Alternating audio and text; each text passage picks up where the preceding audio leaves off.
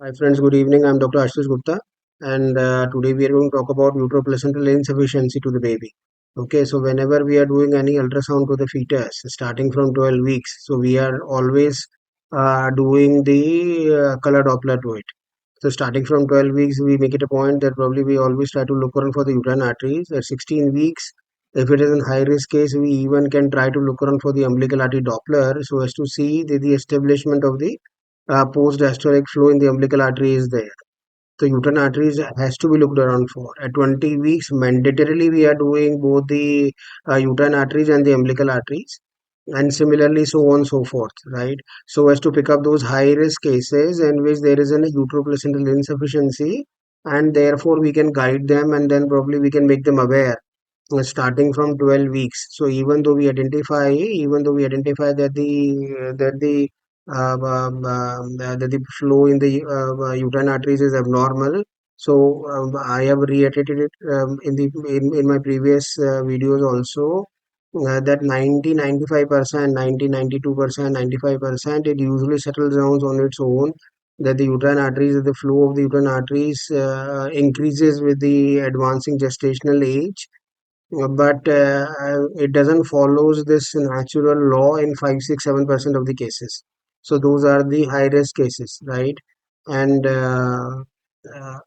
then we try to look around for the umbilical artery. So the establishment of the post diastolic flow in the umbilical artery makes all the sense that the flow in the uterine arteries is good. The placenta is able to suck up all the blood and supply it to the baby, and then the umbilical artery flows is absolutely good. Then there is hardly anything to get worried of, right?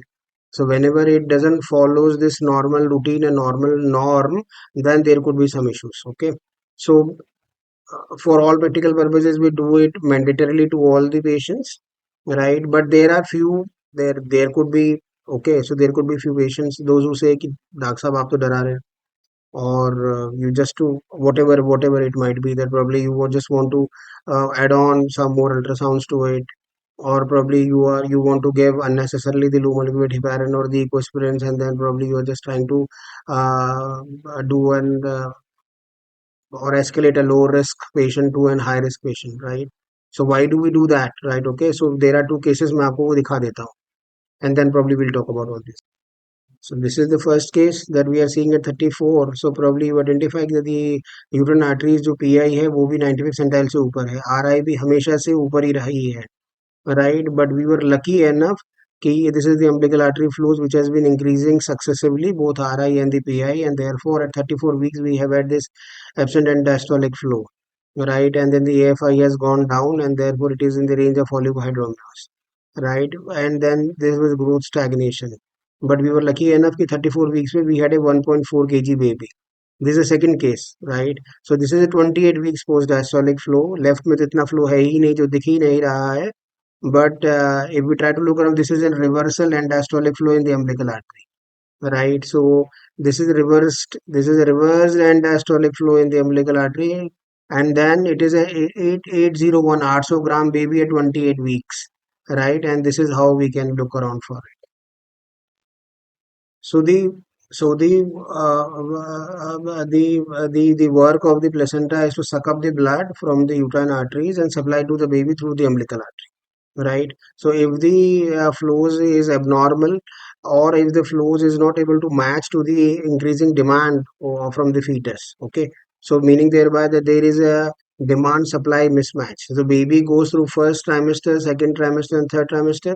So the exponentially the growth of the baby is increasing, exponentially the weight is also increasing, therefore the demand depending upon the growth of the baby is also increasing. If the uterine arteries are not able to match up with the growing demand of the fetus, and therefore they will dwindle, and therefore it would lead to a high umbilical artery resistance. Then it would go to an absent endostolic flow, and then it will go to a reversal of endostolic flow in the umbilical artery. Now the reversal endostolic flow is definitely in penultimate point. If you wait for a few more days or 15, 16 days more and all those stuff and blah blah blah, if you don't agree to whatever we are telling them, then probably we can end up with an intrauterine fetal demise. Now the thing is this, that in first case we were lucky enough at 34 weeks we have had this absent endostolic flow, but the baby's weight was less, even though it was not that severely IUGR. It was a 1400 grams baby, and therefore they took a right decision, they could understand and all those stuff, and we took the baby out, and the baby survived very well, and baby the initial NICU period was absolutely fantastic, and the baby was out of the woods very nicely. But in the second case, all these things has happened at 28 weeks. The abdominal circumference is only 24 weeks and 4 days. The weight of the baby is only 800 grams. Now, what to do with that? Right? So, meaning thereby that as a medical professional, we have really failed at 800 grams. Now, what do we want to do with an absent industrial flow, with the reverse industrial flow? Really cannot do anything about it. In a day or two, we can have an steroid cover. You can give a dexamethasone. This we are using instead of betamethasone, or probably we can have a magnesium sulfur max self cover, so as to see for a neuroprotection as far as when we are delivering the baby preterm. It would be you cannot allow it to baby to for a vaginal delivery, because then the baby can land up with an IVH or intraventricular hemorrhage. So meaning thereby that now it becomes an exigency. Now it is a no man's land. We are nowhere. We are being stranded in the middle of the road or middle of the river, so nowhere to go. Had it been a case, uh, it can work both ways. That probably an radiologist has missed on all these things, or probably has not done the Doppler when has been done at 28 weeks outrightly straight away first time. So I don't believe that that should be the ideal way of doing it. But many a times what we identify that they are sort of an stubborn, and then they do listen to whatever we are talking. They do have their own ways of doing the things across. But ultimately we have landed up with a reversal endostolic flow. So meaning thereby that this is not the right way of there is a huge expense. So now we talk about the expense. Now we talk about the physics, or we talk about the economics to it. Blooming repair, they are not that expensive.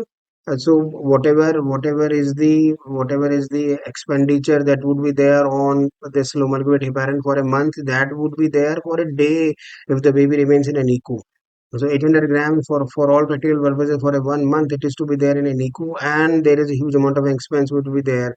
Even though we can identify if the baby is able to pull through this sort of an prematurity sort of an element. But 800 grams is very, very difficult to deal with. So my point is this, that probably whenever, so meaning thereby that we should always listen, or the patient should listen to whatever the consultant or fetal medicine specialist is telling them.